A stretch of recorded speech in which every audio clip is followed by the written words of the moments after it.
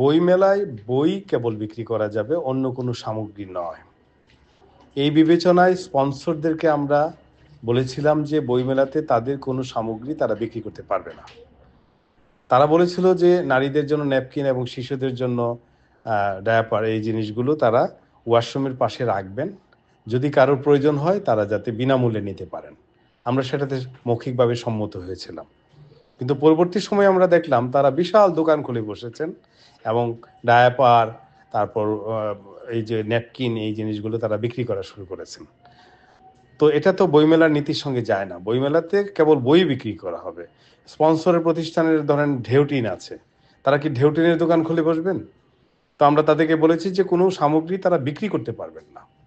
তারা বিনামূল্যে নারীদেরকে যদি দেন তাতে আমাদের বাংলা একাডেমির কোনো আপত্তি নেই। এরকমটা আমরা মৌখিকভাবে জানিয়েছিলাম।